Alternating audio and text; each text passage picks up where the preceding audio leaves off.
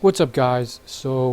I'm in a PBE, and in this video we will be looking at additional items I did not cover in part 1 of the series, where I will be um, pretty much in a game checking out what's new and what's not for Season 6 of League of Legends. So I've pretty much covered pretty much everything. I think the biggest thing that I have not covered is support items. Support items, from what I can tell, have had a major boost. There's also a bunch of consumables that are worthy of mentioning. Hunter's Potion, you consume a charge to restore health and mana over 60 seconds. Hold up. Let me see what I can do here. Okay, never mind. Fine. So it's basically like a $400 consumable item. And I'll just ward up here. And you actually start with the refillable potion, and what does this do? Restore 100 health over 10 seconds, holds up to 2 charges, and refills. Now that's going to be useful because some people do not want the flask because they don't need mana at all. Or that's not the primary concern. Like Vladimir or Lee Sin.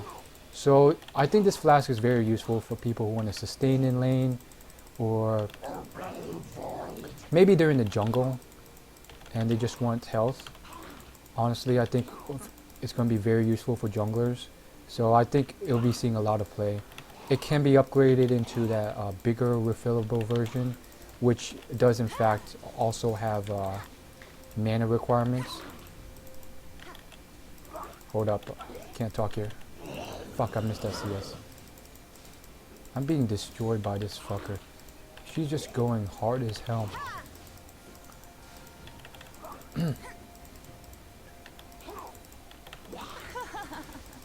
She's literally spamming her abilities because she has that blue buff. She's gonna go in on me. Fuck this bitch.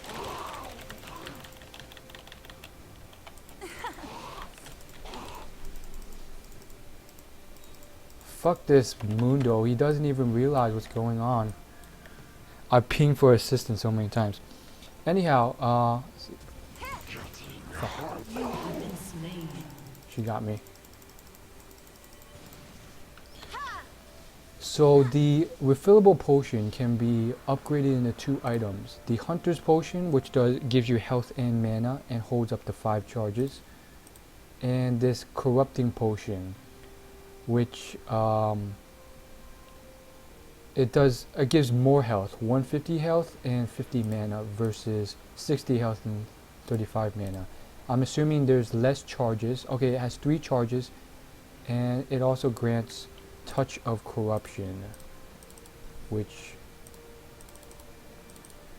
I'm not really sure what that does, but we're gonna find out. Touch of Corruption pretty much burns enemies over 3 seconds for 5 to 10 magic damage. So it's pretty much a DOT thing. Fuck! Yeah, I'm being fucked in the ass right now. Oh, he's going in. Nice. Anyhow, it does half damage for area of effect, or damage over time spells. Damage increases with champion levels. So it's a pot, and I guess it's also like it does DOT, which is interesting.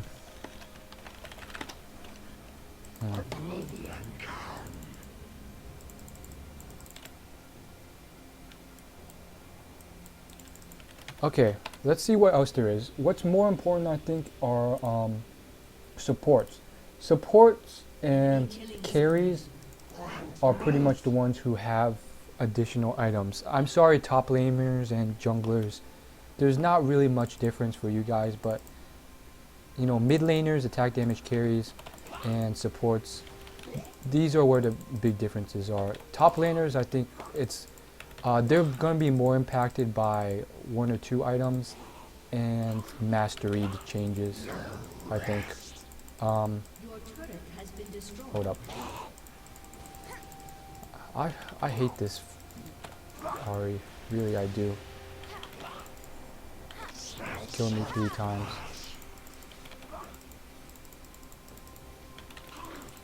An ally has been slain. Fuck!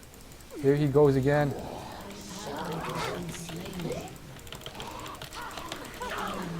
Fuck, I was close this time. Her ult comes up like every 10 seconds. Anyhow, so we have the typical Sightstone, which can build into a Ruby Sightstone. However, you can also build into 3 additional items. Eye of the Watchers, Eye of the Oasis, and Eye of the Equinox. Who cares what they're called? So basically, it's like a conjunction of a pretty much gold item, a gold income item, and your Sightstone.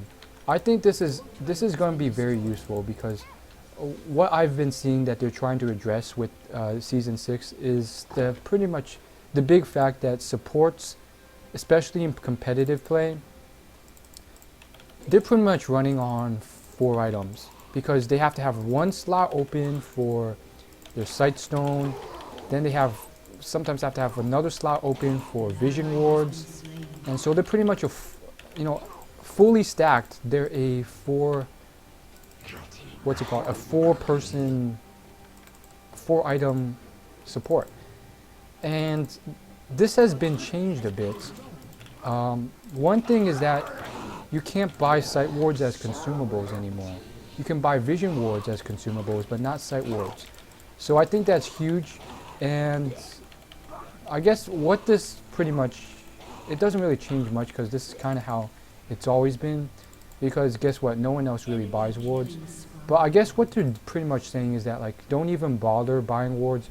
We're just going to let you upgrade your trinket and have a maximum amount of wards that you can put up.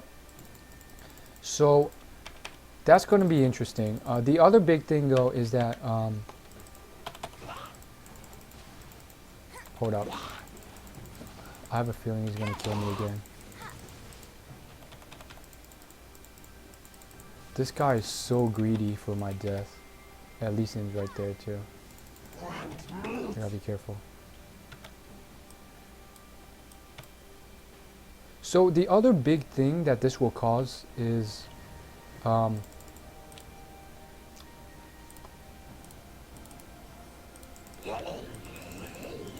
it will allow supports to literally have more items that they can buy.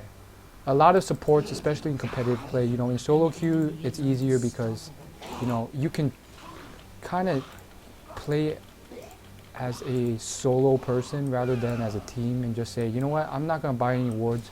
I'm just going to carry by going full damage like a support Annie might do and buy Rabadons and a bunch of stuff like that. However, I think what's going to be interesting about this season is that you can now you can pack up your gold items, and it pretty much fuses your GP10 item and your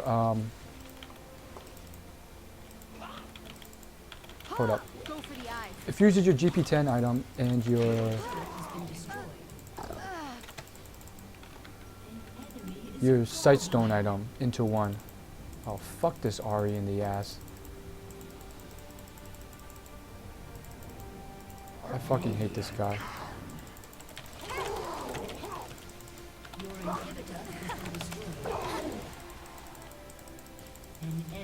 He thinks he's so good. Anyhow, yeah, so let's see what else there is. That's pretty much the big thing. Another huge highlight are the potions. Corrupting potion, that's what I just talked about. And these are pretty much the same. Elixir of Iron, Sorcery, Wrath. Gold items are pretty much the same, except now that they upgrade into these things. And You kind of have a choice though. You can upgrade it into a single item or into this mix. Just based off what I can tell, the differences are fairly negligible. Your turret has been Eye of the destroyed. Oasis gives you more health and a little bit more regen, Enemy but you lose out on rampage. the CDR. Your turret has been destroyed. And it's pretty much the same thing you would expect. Same thing for the other ones from what I can tell. You get a little bit, each of them you get more health, but at the same time you also Enemy is a legendary. you lose out on other aspects of it. There's also Oracle Alteration. You have to get it at level 9. It's a wider detection range, and sweeping effects follow you for 10 seconds. So that's going to be interesting for sure. Shut down. That's going to, I think what they're trying to do there is play more mind games with the vision wards, which I think is important. Ace. And there's, oh yeah, another huge thing is additional starting items. So there's Dark Seal, Doran's Blade and Doran's Ring are still here, but Dark Seal and Call work as pretty much. Oh, that's it, guys. Thanks for watching. See you later.